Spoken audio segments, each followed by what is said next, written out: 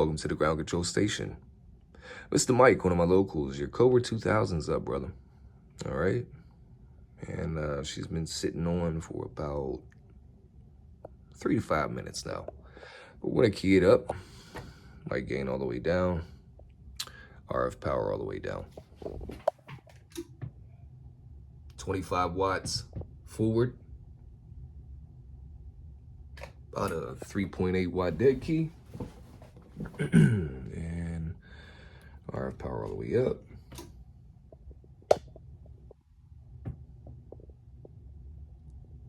Basically a 6 watt dead key. Cool. RF power all the way back down. Down the mic all the way up. Audio. Audio. Check 1, 2, 3, 4, 5. Audio. Check 1, 2, 3, 4, 5. Audio check 1, 2, 3, 4, 5. Audio check. All right. Little over a quarter watt of reflect. With a 15 watt peak swing. Not too bad. I'm gonna sit down right here.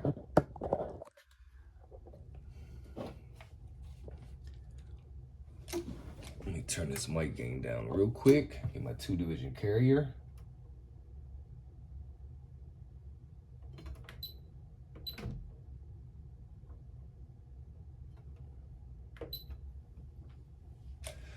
All right, 2-division carrier. Now we're gonna turn the mic gain all the way up.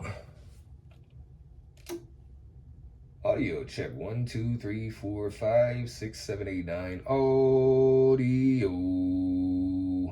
All right, she's pinching, man. Carrier's pinching. Audio check 1, 2, 3, 4, 5. Audio check 1, 2, 3, 4, 5. Audio check 1, 2, 3, 4, 5. All right, let's run this 1 kilohertz tone through it.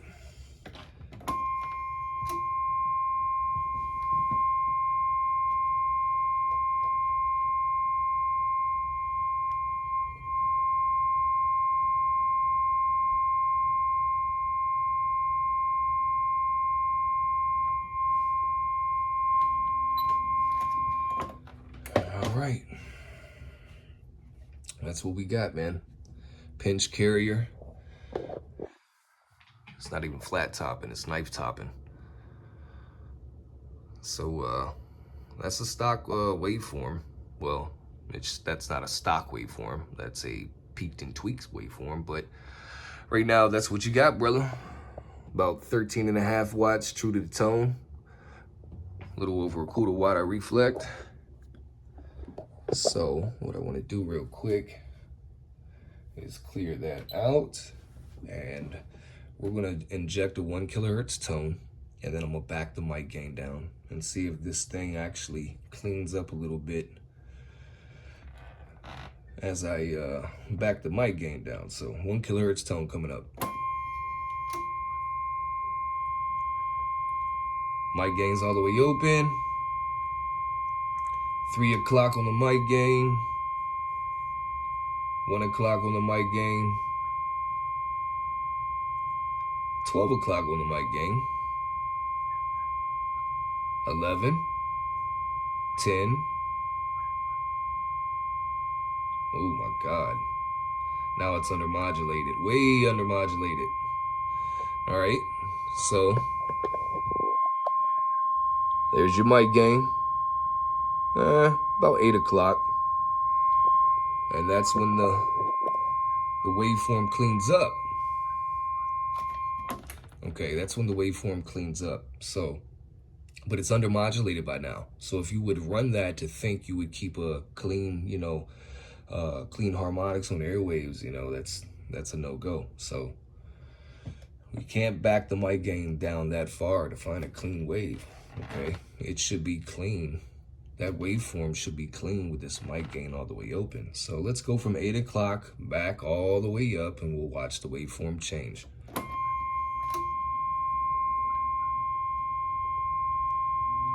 10 o'clock, 11 o'clock, 12 o'clock, it gets really nasty. 1 o'clock. Let me show y'all 1 o'clock real quick.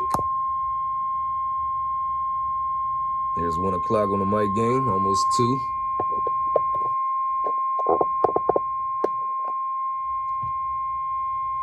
All right. 3 o'clock, 4 o'clock, and all the way open.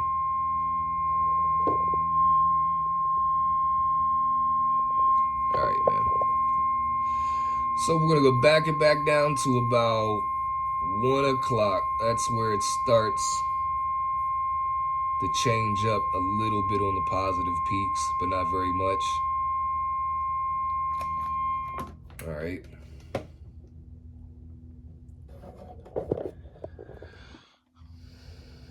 One o'clock. Let's do a little modulation.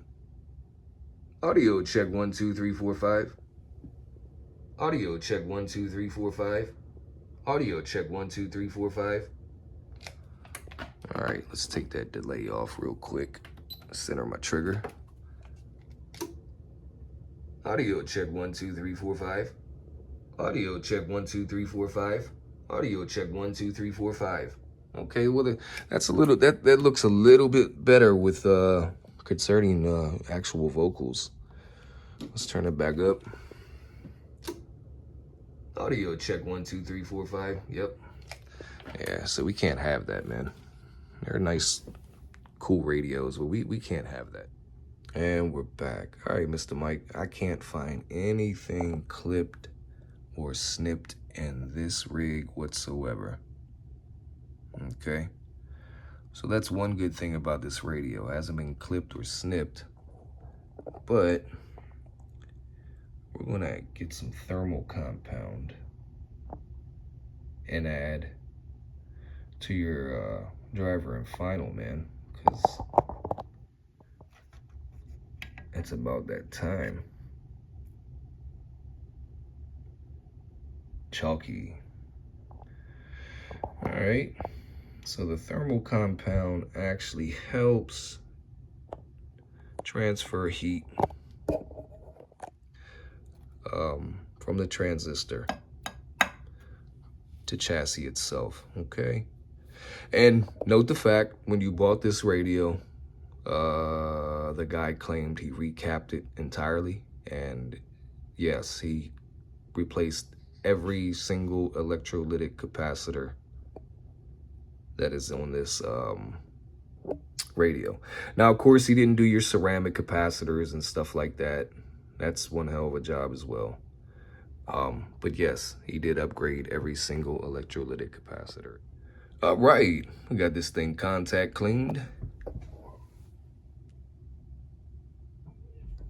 All right, and we got your thermal paste.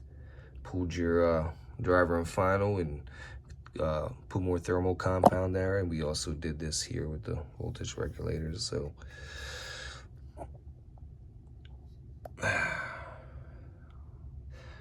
So now this thing will be transferring heat to this chassis a little bit better.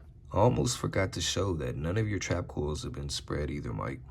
All right, but this coil here is actually for it's one of your coils for tuning peak wattage and stuff like that. So that's L38. That's been tapped into and screwed around with. Of course, original wax still on this one. I'm glad they didn't touch this one. But yeah, coming along good. I just wanted to show that, man. Trap cool's intact, baby. These are 12-watt radios. They're not meant to do 15 and 20 watts. Yeah, it's just the nature of the beast. It's not, you know, that it should do more. These transistors back here, 12 watts peak. That's what they're rated for, okay?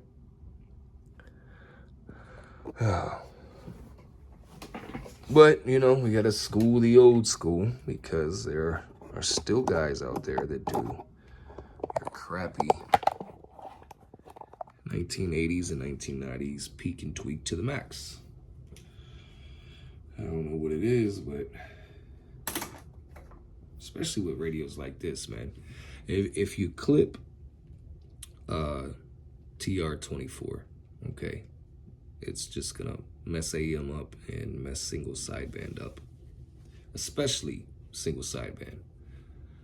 Now, some people do get away with clipping TR25, which is just the AM ALC limiter, but I don't even recommend that.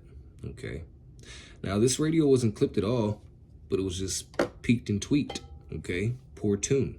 That's all it is, poor tune. Okay, RF power all the way up, mic gain all the way up, 1 kilohertz tone.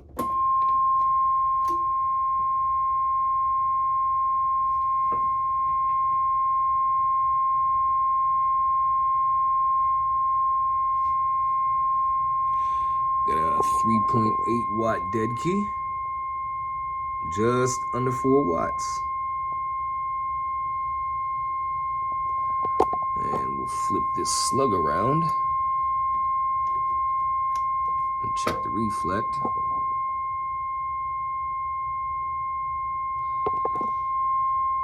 Zero on the reflect, my man. Okay. Now we're gonna come back here, turn the RF power all the way up, get y'all back on the scope. All right. All right, reset my 2-division carrier.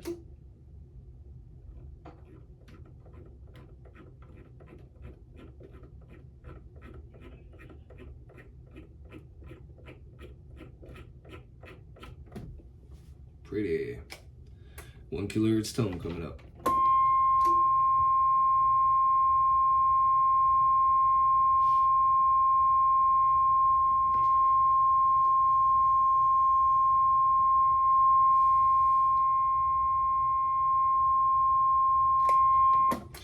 All right, so that was RF power all the way up. She's doing what she's supposed to be doing, my man. And RF power all the way up. Let's see what she's doing now. Audio.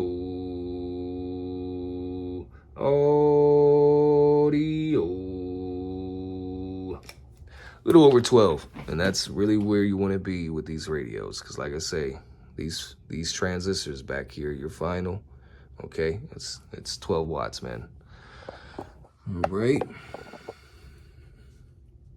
All right, now we're gonna switch over to dual tone and check out sideband.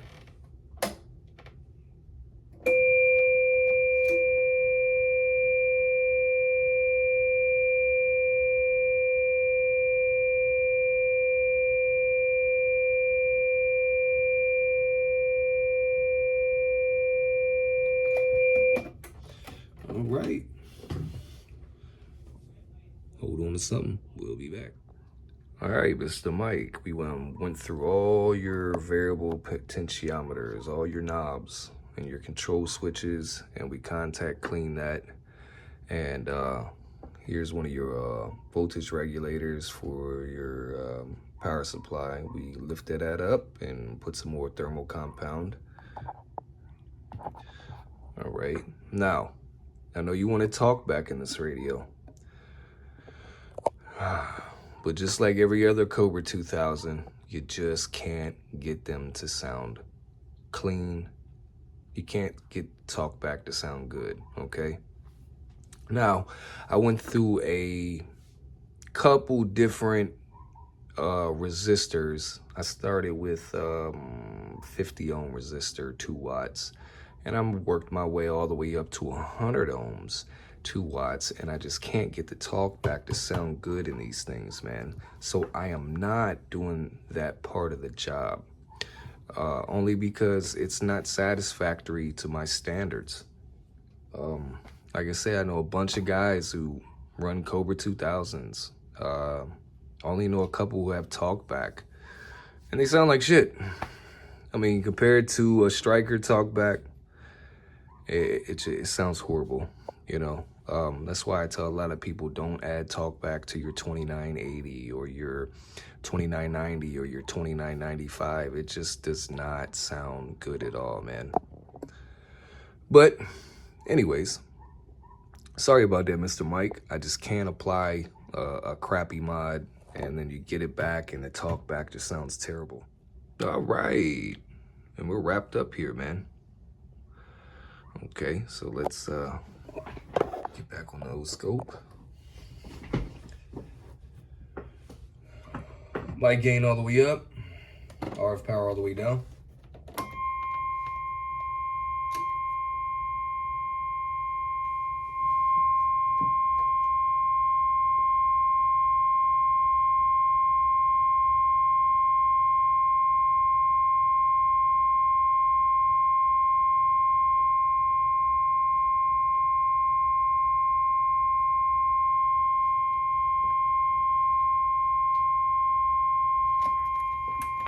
All right.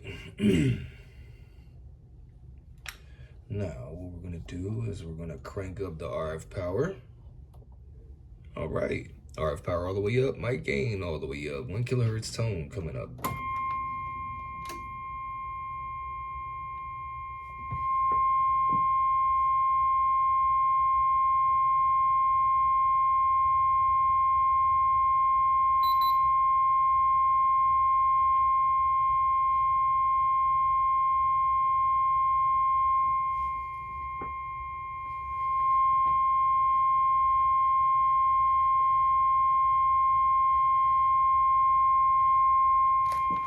All right, now we're gonna do dual tone.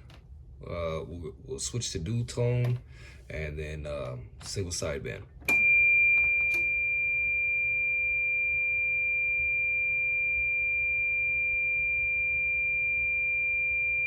All right, not bad on sideband at all for being a old school radio.